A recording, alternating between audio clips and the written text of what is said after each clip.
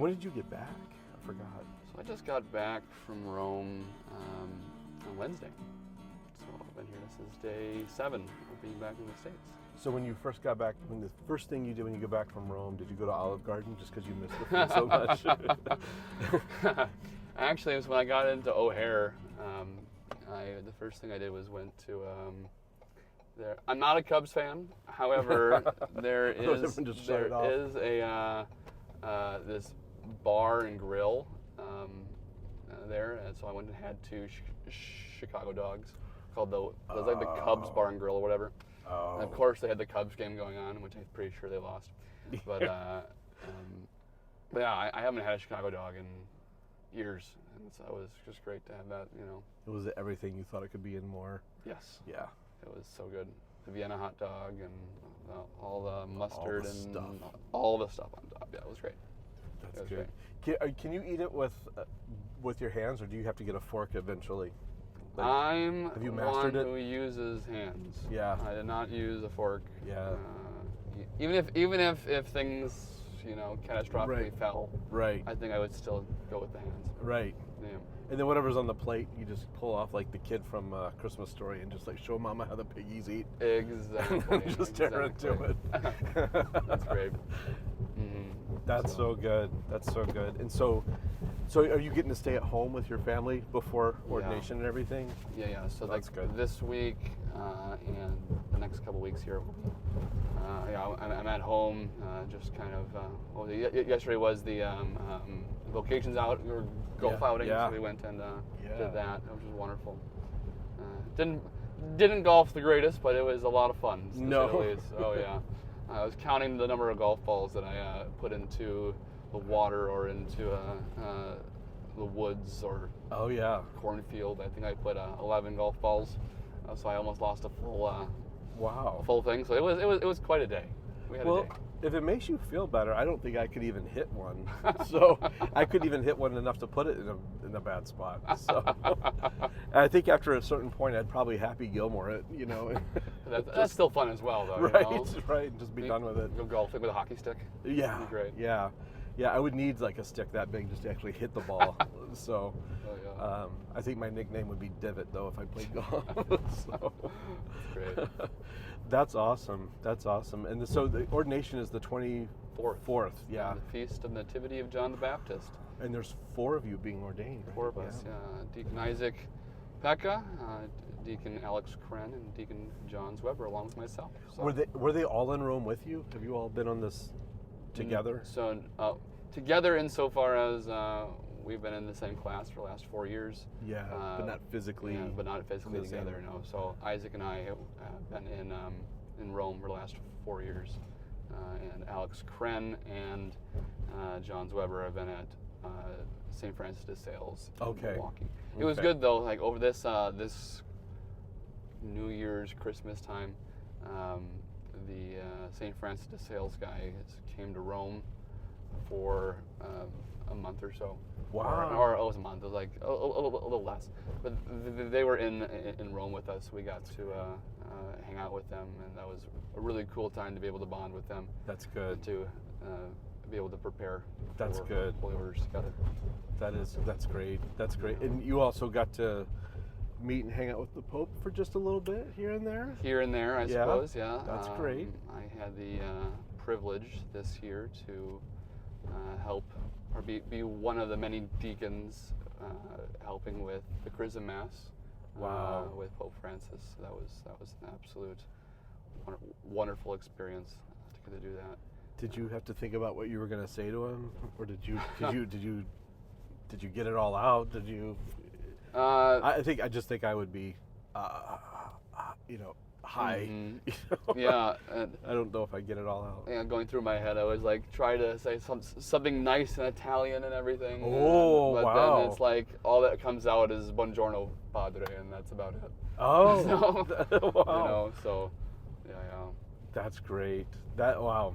Well, I think I tend to, like, if I'm meeting someone, I've never met the Pope, but meeting someone like that, I tend to overthink what I'm going to say. Mm-hmm. Yeah, because I want to say something like really cool, something they're going to remember. Mm-hmm. I want like this interaction to be amazing, and I get out like some jumbled word that's probably not even a word, and they just kind of look at me and move on. Yeah. So yeah, that's great. So did you get to chat with him at all, or is it just kind of a brief? It was just a brief handshake and go. So. That's cool though. Yeah. That is great.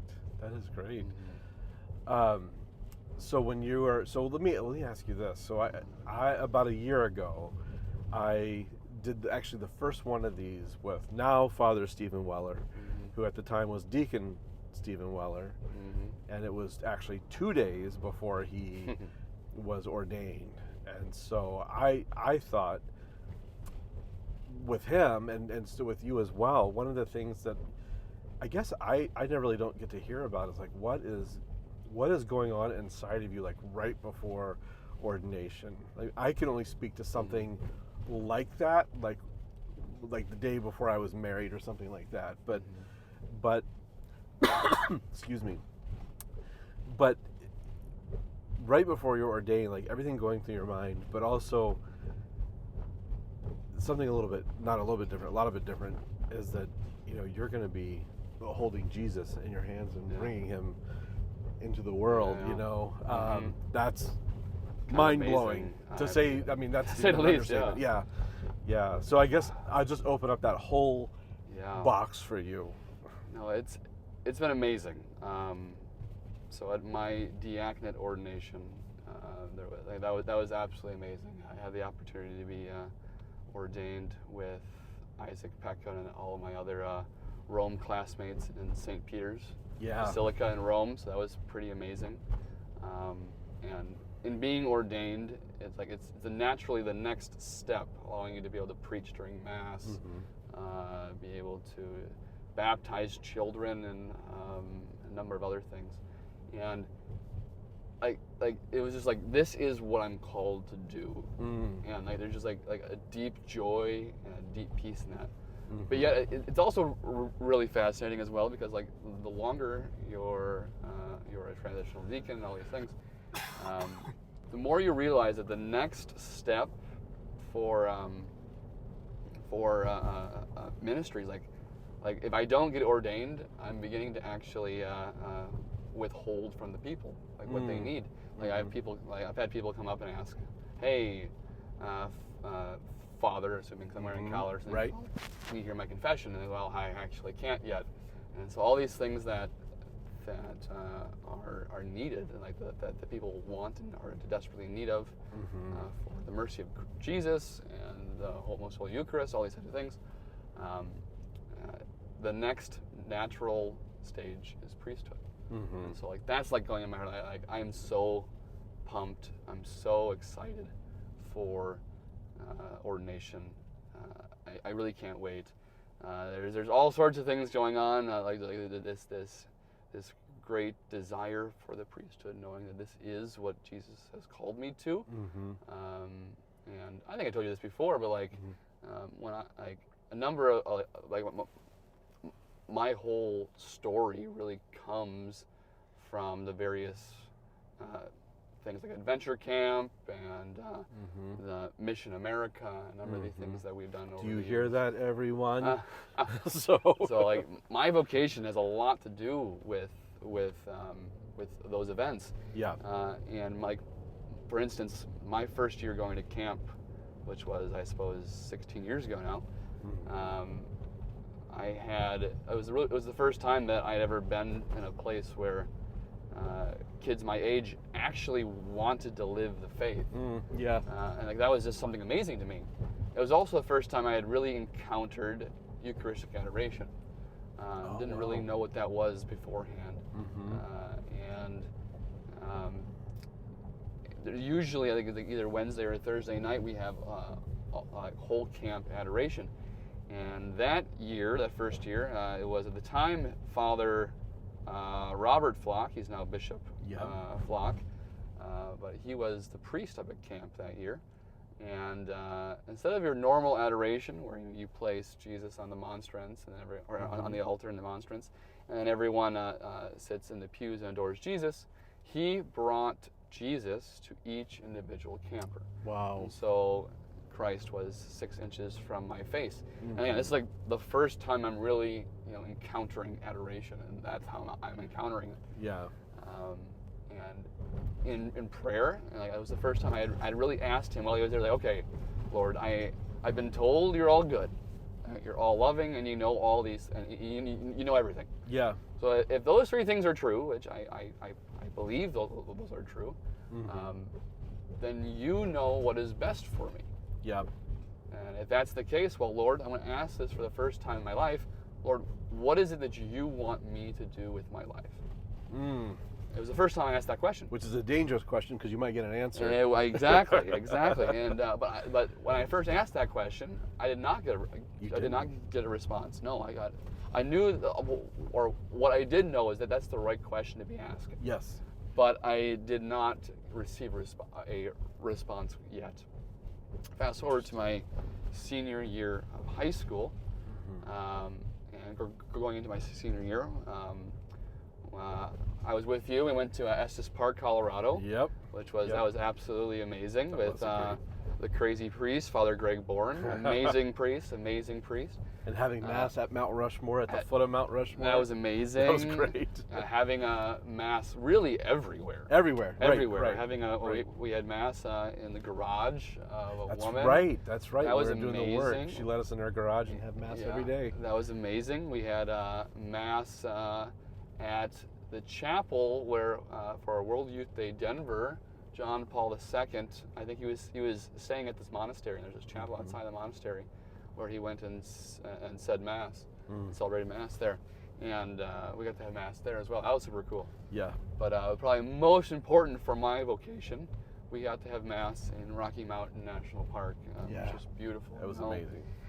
And Father Greg gave an incredible homily on the importance of joy, on the importance of, like, whatever it is you do in your life, you want to find a lasting joy, a lasting peace, not just a fleeting happiness, something that's going to, like, all right, I'm enjoying this now, but it's going to pass. But like a true joy, a lasting peace. So whatever it is you do in your life, that's what you should be doing.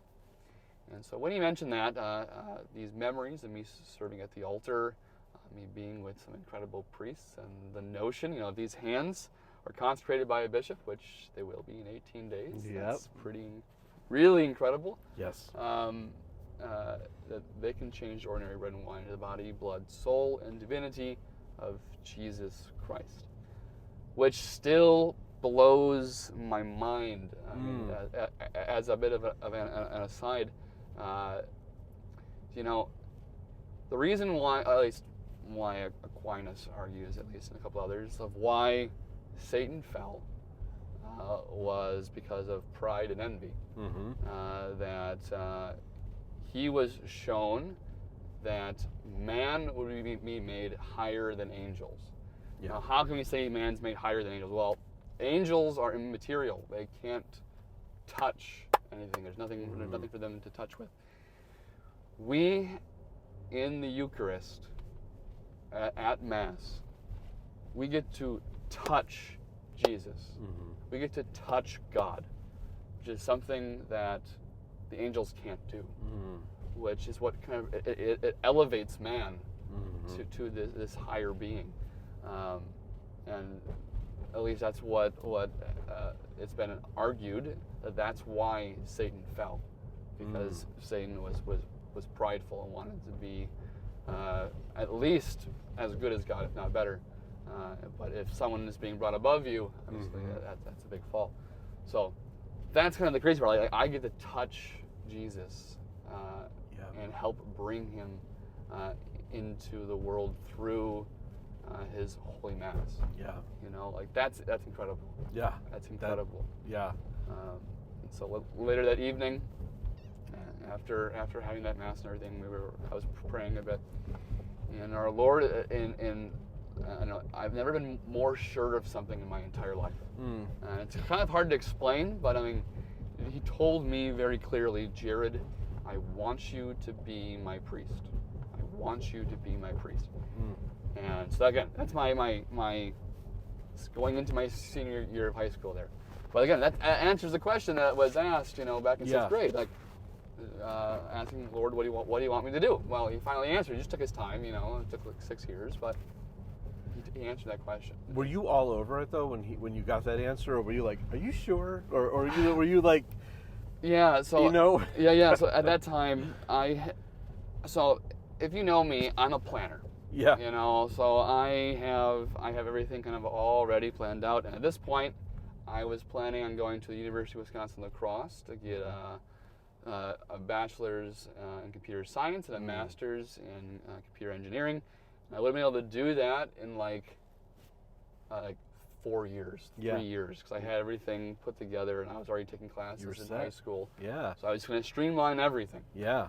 And so like I had everything ready to go. But you know what they say? If you want to make God laugh, tell him your plans, and that's really what happened. And all that kind of got turned upside down. And so after I came back from the mission trip, I went to visit University of St. Thomas. So that is well, I was looking at universities in general, but also they happen to have a college seminary there, and that was one of the places where our diocese was sending at the time. And I'm like, let's just go check this place out. Let's go check this place out a little bit. So we go there, and I have a tour of the place, and I don't even tell them that I'm considering seminary. I just tell them I'm planning on being a major in computer science. That's what I tell them. And lo and behold, who do I get for my tour guide? I get a seminarian. Now, his name is Father Paul Hedman for the Archdiocese of St. Paul, Minneapolis.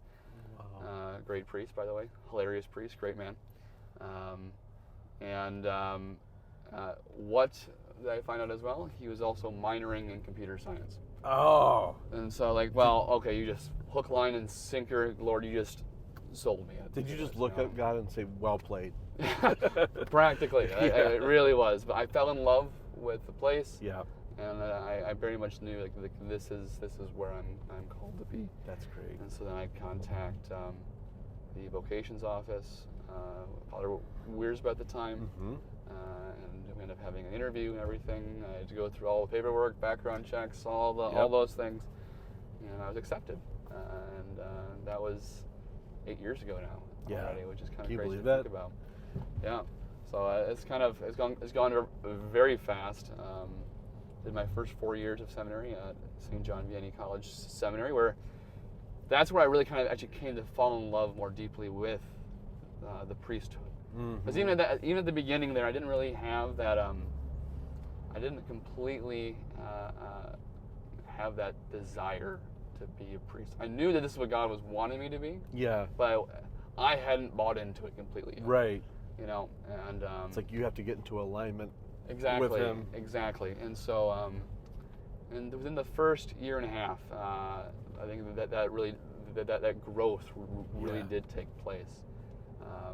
And my sophomore year at St. Thomas at St. John Vianney, we went on an 8-day silent retreat to in South Dakota, middle of nowhere. And it's called Broomtree. Oh. Wonderful place to go. And went there for 8 days just to be able to pray, to heal from various wounds, and to be able to say yes to Jesus. And that's really what that allowed me to do, is like peeling back various wounds that I have that I had growing up and so forth. Yeah. And being able to heal from those, allowing me to be able to truly say yes. Like, this is what I want to do with my life. This is. I was completely sold all in at that point. And so I ended up finishing up my time at St. John Vianney. And then I ended up getting asked by Bishop Callahan to go to the Pontifical North American College in Rome to study for the last 4 years, which is, incredible. I can't only imagine. Just incredible. Like, I had the privilege this last year to go to over Easter to go to Kenya. Wow! And with a priest who was actually a good friend of my past pastor, Father John Parr. Really good friends with him. Father Frederick Njorgi from the Diocese of Eldoret, which is in like the north west part of Kenya, near Lake Victoria. And he's a hoot and holler, to say the least. But he's also high energy, extrovert like me, and so it would just go from the moment we got there. That's good. And one of the incredible gifts I had to do as a deacon, I got to baptize a number of kids. Wow. And that was amazing. I baptized 34 kids, helping with there were 64 baptisms, and I baptized 34 of them personally. That's great. So it was just absolutely incredible. And is that the first time you'd ever baptized? First time ever. Do you remember the first one? Like, is the first one stuck in your mind? Or you had 34 right away? I had 34 right away, so they all kind of blend together. Sure. But it was amazing. I bet. All of these families, it was amazing to be able to be with them, to see these kids. It was just amazing. It's an incredible time. That is awesome. It was like that whole week was amazing because Father was pretty much every moment he's you're gonna preach today, and I was given 20-minute warning, that's gonna happen. Oh, okay. Right. So I gotta make sure I'm ready to go each day, and so that helped me to prepare for the priesthood. That's the whole thing. Because you don't know what's coming up the next minute. So exactly. Yeah. So being able to be ready to preach at a moment's notice. Yeah. To know the Gospels well, to have read the Gospel of the day before you go to bed the night before. Yeah. Just so you have in your mind, okay, I have something I can preach on it if I'm called to preach here. Yep. I can say something about it. Yep.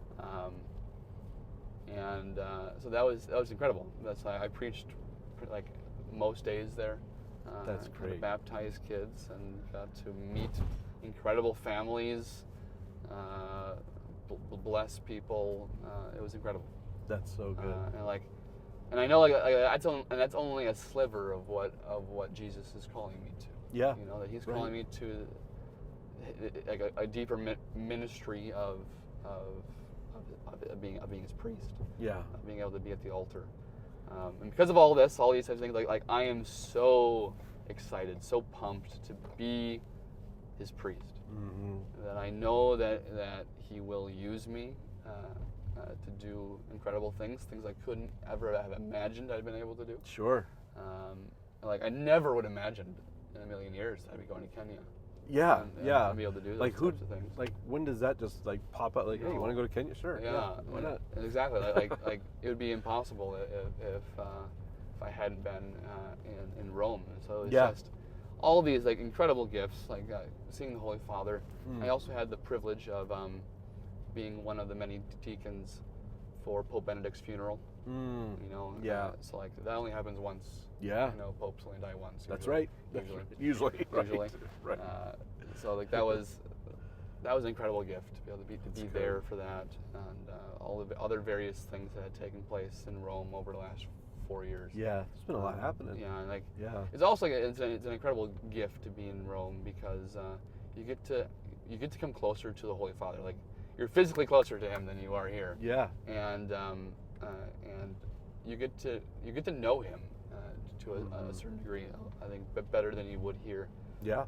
And I think you get to come to see Pope Francis both as the office and as the man, and being able to have a deeper love for him, which I think was amazing. I think it allowed me to deepen my appreciation and love for the office of the papacy, and a deeper need to pray for Pope Francis. Just how difficult that job is that he's doing. Yeah.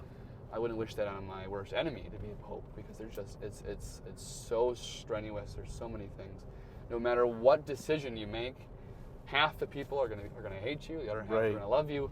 So it's a constant struggle. And you're dealing with the world, exactly, not just your neighborhood or whatever. You are the pastor of the world. Yeah, which is just kind of incredible. Yeah, but deepening my appreciation for Pope Francis in many ways.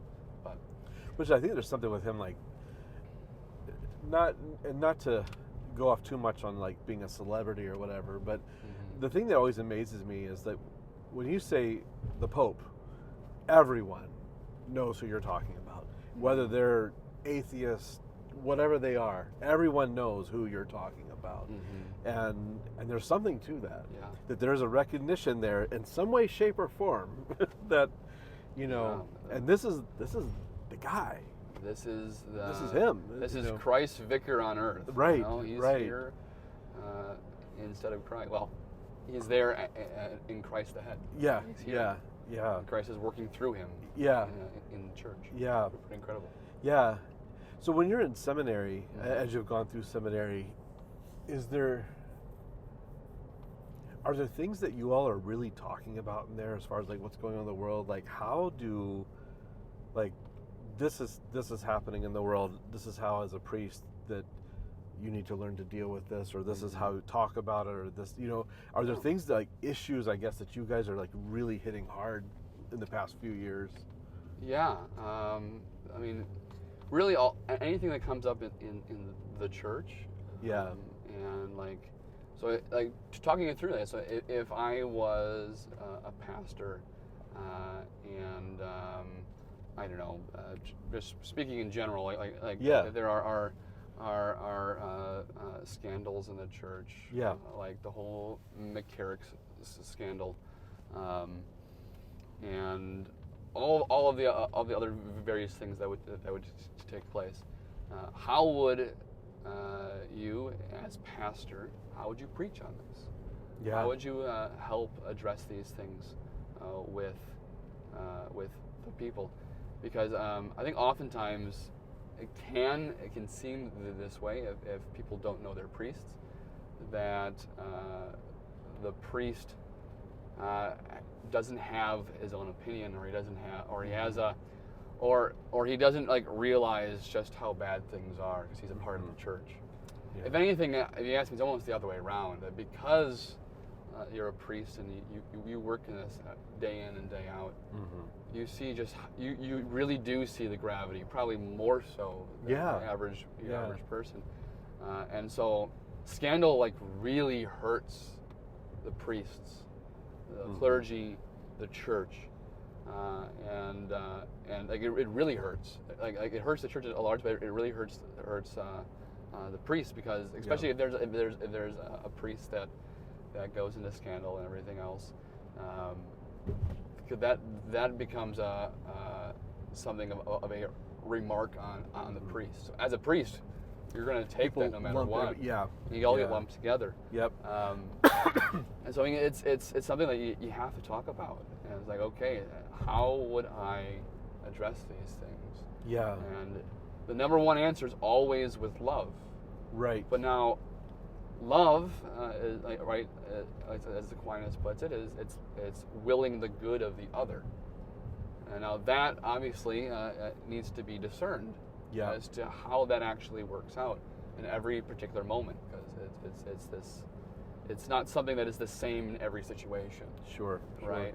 And so like it's a very difficult thing. It's discerning. Okay, what should I say?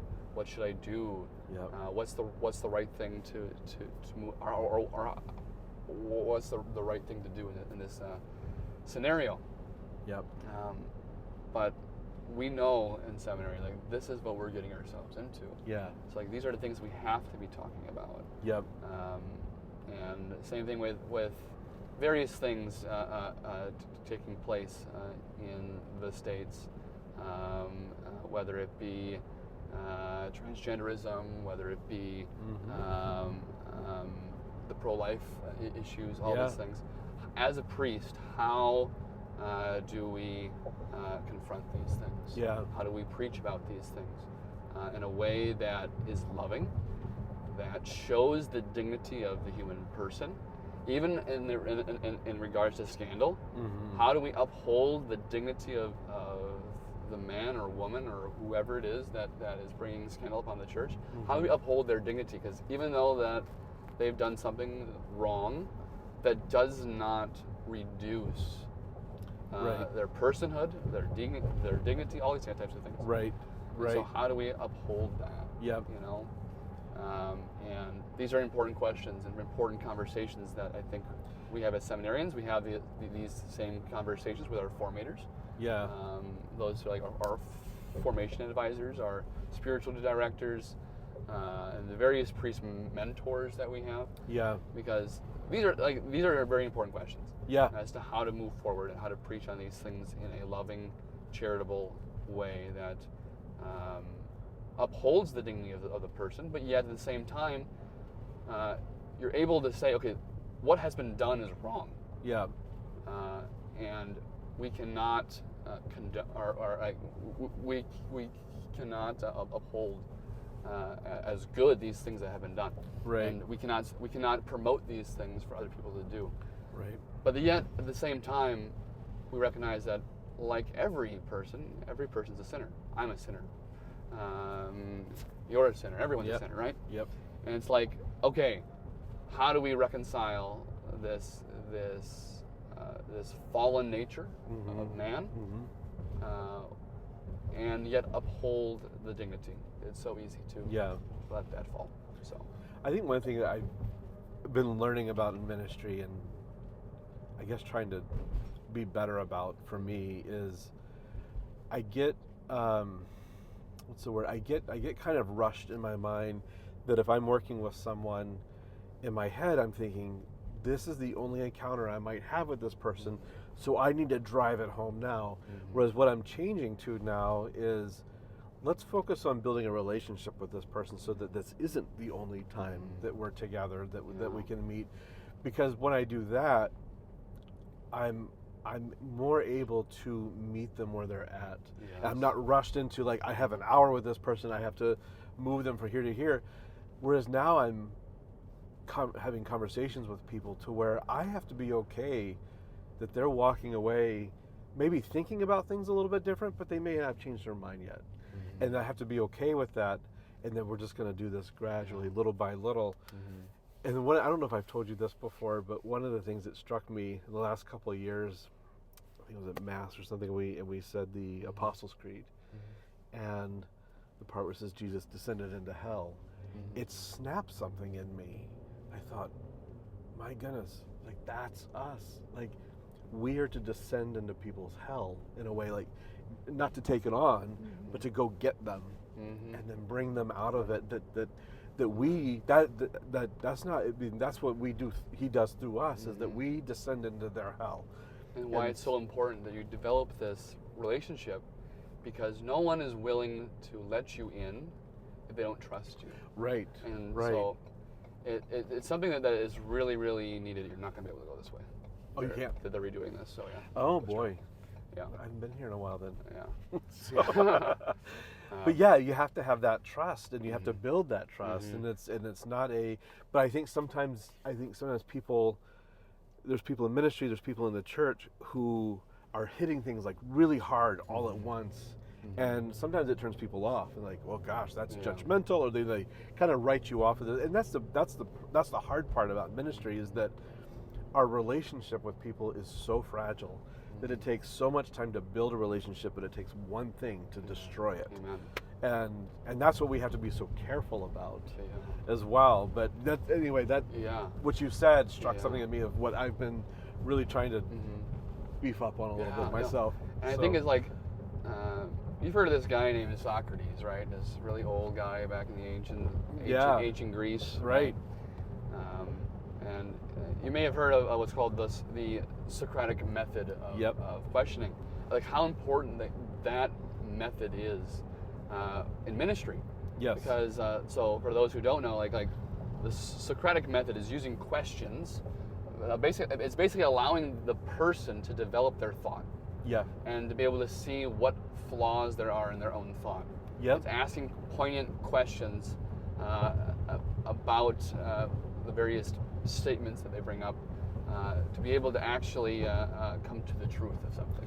Because they paint themselves into a corner eventually. Exactly. You know, it's like, oh, wait, well, I have nowhere else to go. And it's helpful, because when you do that, it's not you who is condemning them. You're just letting them see their perspective on things. Yeah. And you're helping them to develop their thought.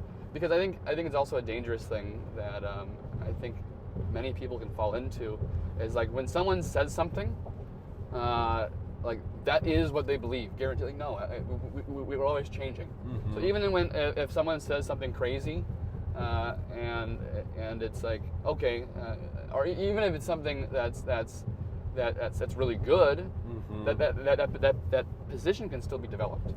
And that may not be where their thought is in 5 years, 10 years, even tomorrow. Right. And so it's like allowing people to have the benefit of the doubt, and the fact that learning is a process, and it takes time to do those types of things. And I think that's super important for ministry. Because if you do that, you allow the person you're working with to be able to express themselves. And allow them to speak for themselves. And not try to like place your own interpretation of what they are experiencing, and then to be able to help them that way. And that's one of the things too is language, how we use our language. Mm-hmm. I was just talking the other day with someone about, I hear people in ministry a lot of times will say, we have the truth, this is the truth.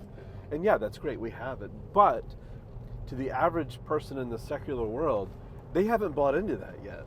They don't believe that we have the truth. They believe there could be any kind of truth. And so, like, just saying we have the truth is like quoting the Bible to an atheist. It means nothing to them. And so you have to kind of go back and look at who is this person? How do we, see, there it goes. How do I engage with this? What path do I use? What vehicle do I use? Is it logic? Is it science? Is it this? Like to me with like the abortion issue, it doesn't have to be anything to do with the church. If the person's an atheist, then I'm not going to approach them with what the church teaches. I'm going to approach them with logic and science, and things like that, because that's where they're at. Now, my hope is that in that conversation, that I can take that conversation and go into the faith at some point. Like, I never want to cut it out, but it's always interesting as well. Like, in my experience with atheists or with people who are staunch pro-choice or whatever, or anything that would be kind of against general church teaching, and like they're holding tightly to one of those tenets. Like diving into those questions, I think it's always important to recognize that logic only gets you so far. And the next step is always the encounter with Jesus. And so as a priest, as a church, as a deacon currently, bringing people to Christ is the answer. Like, if you bring someone to Christ, it'll be a whole lot easier to be able to justify these various things about abortion being an intrinsic evil, of talking about transgenderism and its difficulties, and talking about all these difficult things that you can talk about. And once you are able to accept that Jesus Christ is real, and not only that He loves you, and not just He loves you so much that He's willing to die on the cross for you, and that's what He did for each one of us individually. And that He would do it again. That's how much He loves you so much. When you recognize that, all of a sudden it's a lot easier to see why it is that Catholics, why Christians are so against abortion, right? And then because if we really do hold the dignity of the human person, that each person is created in the image and likeness of God from the very conception, from their very conception. I mean, when you have that connection, it's really, I think it's a lot easier to be able to hold those points. Well, and culturally, we're not allowed to say no to anyone anymore. We're not allowed to say this is wrong, or I don't think this is good for you. I mean, we are confined almost to, if you don't agree with everything that I say, then you're my enemy. And that is not what this is. And so when we talk about abortion, I am saying that abortion is wrong. Yes, because I believe in the dignity of this unborn child, but I also believe in the dignity of this mother as well, that I don't want her to be hurt. Amen. I don't want to see that happen to her. I don't want to see her emotionally, physically, mentally hurt. And yes, we have to be better about taking care of these mothers and fathers and these families. Of course we do. We have to be better. But saying no to abortion isn't... We're kind of ruled out to saying, like, well, you're against the woman. No. Actually, it's the woman it's the mother that I want to take care of. Yeah. When we talk about transgenderism and things like that, same thing. I'm saying, I don't think this is good for you because I love you. If I truly love you and I think you're going down a path that's going to hurt you, I want to help you not be on that path. Exactly. That's where I want to be. That's how I love you. It may be saying no to something. It's like with my kids. Like, me saying no doesn't mean I don't love you. It means there's something better for you. It actually means you love them, actually. And right. saying no because you see right. the good which you could have. Right. And you just don't have it right now. And we want you to get there. And the right. way you get there is by saying, okay, you can't do this. Right. You shouldn't do this. You don't. In doing this, it detracts from who you are. Right. You know, it pulls you away from your fulfillment. Right. You know, in Christ. We want you to be with Him, which is like the whole point of like the entire reason the church is here on earth is for the salvation of souls. Yeah. And that's why the church has its moral guide, right? Like why we have a moral theology, why we have such a persistent voice. Yeah. I think in the political world and even just in the moral world, because what you do affects your eternal salvation. And the best thing that anybody can do or anyone can attain is heaven. Yeah. And like that's the whole goal. And so when we talk about transgenderism and all these things, like God created us in a particular way, in an order. He put everything in a particular order. Like things were made for a particular purpose. Yeah. And when we talk about transgenderism, of this intrinsic disorder, that's kind of the word that we talk about. Mm-hmm. Not like the very essence of who you are is disordered, but this concept is disordered. It is against what God created. And I think with disorder, that people think of disorder, they associate the word with disorder with something that's wrong with me. Yes. Whereas really, it's not something's wrong with you. It's that you're deviating from a path that God has set out for you. Yes. It's not that you're bad. It's not that you're evil. It's not that anything to do with any of that. Mm-hmm. It's that you're going off path. Exactly. That's it. And when you go off path, where does that path lead you? Away. It's away from. It's away from heaven. It's away from where it is that God is calling you to. Right. Which is to be close to Him. Right. This deep love. And so no, I agree. Like language is super important. It is. To help people to see these things, to be able to see that that you are created in the likeness of God, in His image, in His image and likeness. That you are created either man or female, right? And like male or female, and like how important that really is. It's huge. It's huge. It's foundational, and I think that's something that I think unfortunately we're in a place where many of our schools no longer teach that. Right. And so now, as a soon-to-be young priest, as a church, this is something that we have to fight for.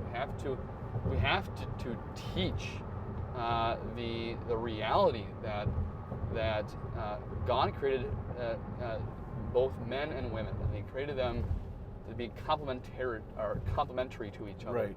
And which also means that we have to uphold the dignity of both. Yeah. Both men and women, and to see the beauty of both. Yeah. Mm-hmm. And we talk about identity. Yeah. Like, so many times I've been in different places that talk about identity, and I'm like, why are you not you, but the places I've gone, why are you not mentioning that your identity is rooted as being a child of God? That's who you are, first and foremost. That's it. That is your identity. And then we go from there. But so many places I find skip over all that. They don't acknowledge it. They don't skip it, and then we get into all this other stuff. Like if you start with that, everything else should work out. But no, it's super important. It's not when we talk about this, we're not just talking about gender ideology and all this. We're talking about really our entire livelihood. Right. Because we're talking about, like, in high school. Like, I can remember myself and a number of others who, in high school, like, I want to be a football player. I'm going to be all these types of things. Like, trying to figure out who am I, in middle school, high school. It's and trying to figure out like all these like big questions. Right. What am I going to do with my life? Like what's the purpose that I'm even here? Right. And so like that whole question of identity, of being rooted in your beloved son or daughtership. Yeah. Of the Father, it's so important. Yeah. I mean, one thing that hits me this year, I'm going to be 50 this year. Crazy, right? Yeah, I guess I made it. So you made it halfway, right? I made it halfway, right? So I'm going to be 50 this year. If I look back in my life, I ask myself, would I have wanted to lock myself into who I was in high school and college? I mean, I wasn't a bad guy by any means, but I'm way different. Yeah, I did have a mullet. Quite the mullet. But man, I've seen the growth I've had over these years. And I've had ups and downs for sure, like any human being. Mm-hmm. But the growth I've had, like, gosh, I would never want to lock myself into who I was in high school and college. Yeah. I'm not that guy anymore. Mm-hmm. I mean, there's pieces of him in there, here and there, but I'm not that guy. And so I think, and I hear like a lot of these young people like talking about, changing, the transgender and changing and becoming this or becoming that. Like, I would not want to lock myself into who I am in that moment, because that is a growth moment. Every moment's a growth moment, actually. And I would never really want to lock myself into any moment. Amen. Because God willing, I make it another 10, 20, 30 years, I can look back when I'm 50 and say, I'm not that guy anymore. I'm different now. And so to lock in to this one time in my life, no. There's so much. I'm robbing myself of the growth I'm going to have down the road. Amen. And that's the thing. And the other thing I've thought of too is what I think a lot of people miss, and I think I missed for a long time, is I actually heard, watching some show somewhere, I forgot what it was like airplane something, or I don't know, some flight thing, I don't know. But it was it was a movie, and the airplane was in trouble. Mm-hmm. And the pilot radios back to the tower, and the pilot says, we have 268 souls on board. Sully. And I was like, where have I been? Why am I not using that language? When I go to an event, or when I go to mass, or when I go to the grocery store, there's not 20 people there. There's not 100 people there. There's not 500 people there. There's 100 souls there. That's who's there. And if I am treating people as if they're a soul and not only a person. Mm-hmm. Of course, there's the dignity of the person, but if I'm treating them as if they're a soul, that changes how I treat people completely. Yes. That if we are starting to relate to each other soul to soul. Amen. Amen. Because I heard that, and I don't know why it hit me. It hit me different. Yeah. I thought, where have I been? I've not been doing this. I'm just looking at, this is what it is, and there's a person who's a person. And they are people, but it's a soul in there. And I don't care what you've done in your life. I don't care what you've thought. I don't care where you are a soul. And that means you're worth saving. And you are worth saving. You're worth everything. And I'm willing to fight for you. And that's why when I say, if someone says, is this right? No, it's not. It's not for me. It's not for you. Because I'm worried about your soul. I'm worried about my soul. Eternal life is something that it's worth fighting for. It is. There's nothing greater than eternal life. So what is eternal life? It is resting with God in heaven. And resting sounds awesome. Doesn't it? I love a good nap. An eternal nap would be great. Right? Yeah. It's like being right in that, so that is why when we talk about all these souls. Yeah. Like the number one goal, like when we talk about like what is love? Yep. And not the song, what is love, baby don't hurt me, which there's something to that. Yep. However, love, again, is the willing of the good of the other. And what's the greatest good that we can will of someone? Yeah. To go to heaven. Yeah. But then you see people too, when they say, Yeah, my goal in life is to go to heaven. You see all the CCD kids, people getting confirmed. You ask them, what's your goal in life? To get to heaven. That's awesome. That's a great goal. How do you get in there? But why is eternity in heaven your goal when you can't make it an hour at Mass? Like, that doesn't make any sense. It makes no sense at all. And I think sometimes hitting people with logic like that, do you see how that doesn't make any sense? And to rethink, at least, why is this my goal? And I tell them, getting into heaven has to be about more than avoiding hell.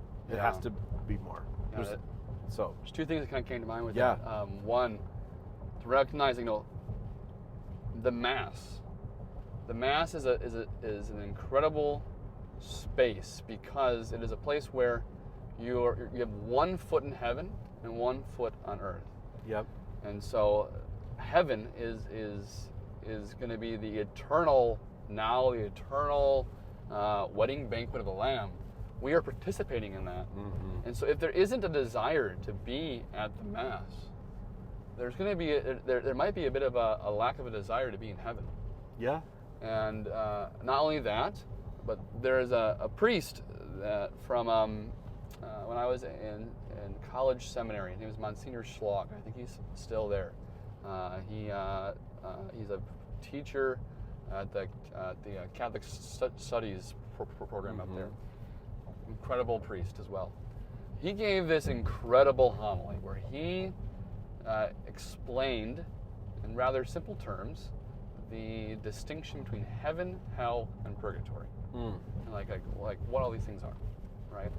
And it can all come down to one 3-word phrase: I love you. So the way it goes is if at the end of your life you go to the pearly gates and you go talk to Peter and if all you can say is I. That's all you can say. All you can see, you can talk about yourself and looking at yourself. That's what hell is. Yeah. Hell is very narcissistic. It's very inwardly turned, and it's all about the self, not really caring about others. All right. Yeah. What is purgatory? It's if you can say I love. Well, it's not perfect. So if you can't say, again, you're trying to say I love you ultimately to Jesus. Yeah. You can't say that. All you say is I love. Well, yeah, you can work with that. Yeah. God can work with love. Yeah. Yeah. But that needs to be purified. So when we talk about purgatory, is in many ways it is the stepping stone to heaven. Like if you're going to purgatory, you're going to heaven. But it's a purgative, or it's a purifying time where you are I guess you're being able to be able to be dressed to the nines to go to this eternal wedding banquet, which maybe you're not ready for yet. But it's being able to be ready to be able to get there. And then what is heaven? Be able to say, I love you, and truly mean it to Jesus. Like that is what that's what heaven is. Yeah. It's pure love, and being able to say, I love you to Jesus. Yeah. And all of us need time to purify that. I can say I'm by no means perfect in that. Yeah. But like being able to come to recognize, how do I love? Am I loving? Yeah. And like that is like the principal question. Yeah. That we need to be asking ourselves is, how am I loving? It's like all these things we've been talking about today. Yep. It all comes down to this. Yeah. It's all about love. It is. And again, going back to what we said before, what is love? It is the willing the good of the other. And so when we say, I love you, Jesus, is I want what is best for you, Jesus. And I'm willing to lay down my life for you. Yeah. Yep. And so like that's the goal. That's why we had the martyrs. Yeah. Right? All these martyrs, like the North American martyrs, St. Isaac Jogues and company, right? They gave their lives for the gospel. Yep. Up in I think it's like New York area, if I recall correctly. On all the Roman martyrs. So when in the Mass, on the occasion, what's called the Roman Canon, Eucharistic Prayer 1 is said. Yeah. And there is the Litany of Saints and the Litany of Martyrs that is in the canon, or in the prayer. We are asking them to pray for us. Yeah. Because they gave themselves as witnesses to the church. Yep. And as models for what we are also called to do, is to give ourselves completely to the church. Now, it's not always a red martyrdom of our blood, but sometimes it's a white martyrdom of giving up our will. And everyone's called to that. Yeah. And coming back full circle to the priesthood. Yes. For myself, this is where it is. It's giving up my entire self and being to Jesus Christ. That is what I'm so excited for. Yet at the same time, I mean, that's a huge ask.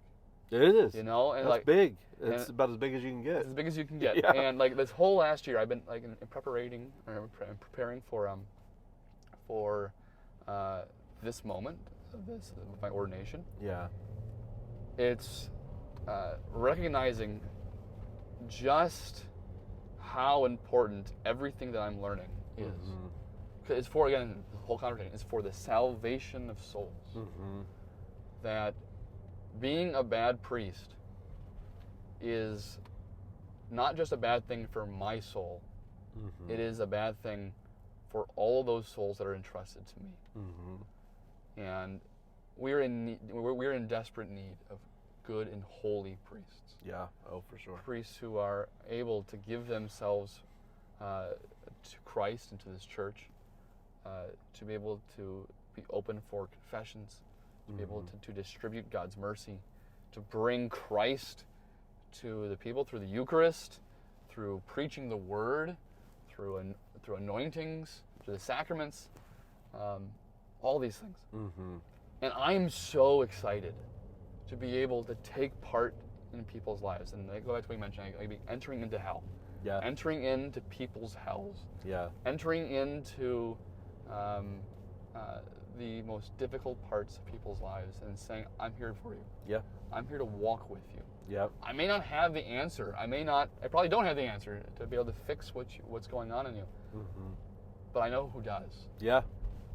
And I'm here to help you to be able to bring those sufferings, those pains, those difficulties, to be able to help you bring those to Him. Yeah. And to help you open up your heart to be able to receive Him. Yep. You know, I'm so excited for that. I'm so excited to be a priest of Jesus Christ. That's amazing. I'm so excited. That's amazing. To be back here in the United States, back in Wisconsin, to actually preach the gospel and bring the sacraments and be with the people of God that I am being ordained for the people of the Diocese of the Cross, the people of the Church in the United States. Like, that is what I know I'm called to. Yeah. And that's what I'm really excited about. That's fantastic. And that, yes, thank you for that, yes. And that yes is not just when you were called, it's every day. You know, Amen. It's not just ordination. Amen. It's a yes every single day. You wake up and there's another yes. Every moment, every encounter is another yes. And that's what I think us lay people need to look at priests to see how they're saying yes all the time. How can I be doing that in my own life? Just saying yes, I'm going to give up my life for you in this moment, in this moment, in this moment, that we can participate in that ministry with you in a different way. Yeah. And kind of tied with all this, like, one of those fears, and it kind of comes up as well, is like, I know, like, I'm not perfect. Just because you get ordained does not mean all of a sudden you're a perfect person. That is not the case. Ask my family. They can tell you. They can tell you. So having that fear of, like, I'm being called to be Christ to you. I'm being called to be that instrument of God's mercy and just to being present. And you know what? I will not always be on my game. I won't.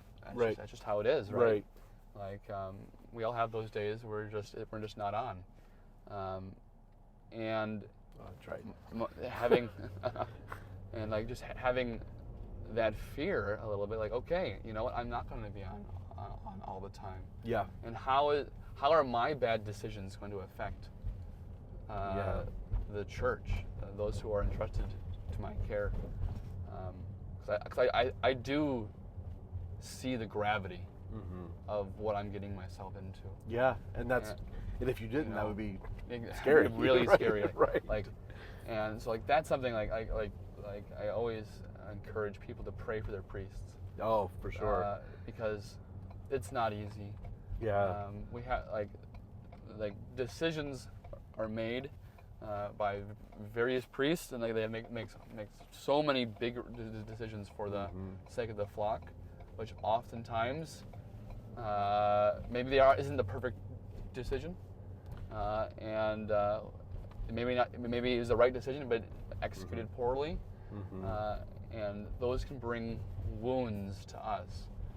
Yeah. And so being okay to see that okay, like even though he didn't do this perfectly, he still loves us. Yeah. And why it's so important, like for a priest, like the very first thing a priest needs to do is to show his people that he loves them. Yep.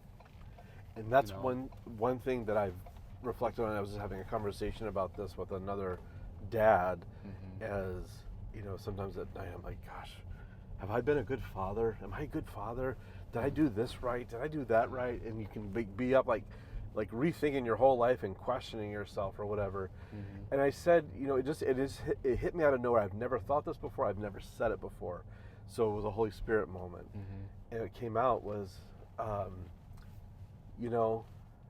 the end of the day, do my kids know I love them? If they know I love them, that's what matters. And I would think, in a way, the same thing with the priesthood. Does my flock know that I love them? That's the end of it. If I have that, I can work on other things. But if I've shown them that I love them, and that's it. Amen. That's it. And so when it can be less daunting, I think when we can look at if I just shown love. And it's also less daunting, both for biological fathers and for spiritual fathers, when they realize, what I'm doing is really I'm bringing Christ. Yep. And it's Christ's love, who's his perfect love, that I'm trying to emulate. Yep. But oftentimes we get in the way of that love. Yeah. Even as like ministers are like saying, okay, I want you to be loved, but I try too hard to love you, but I don't let God love you through me. You know? Right. It's like basically it's like the hardest thing is just to get out of the way of God. Yeah. And which can be also the hardest thing ever, is to allow God to work and you just be there. Just be there, right. And not have to fix anything. Yep. Very difficult thing to learn how to do and put into practice, but it is so rewarding. And I think it's in the fight. It's that we're fighting to learn and go deeper in that every day, and not giving up. It's just that not giving up. I may fail, but I'm going to stand back up. I'm going to go at it again, and then over and over again. Amen. So thank you so much for doing this. This is awesome. So Thank you for your yes. Thank you for all that you do and will do. Thank you very much. Yeah. Thank you very much, Chris. Thank you.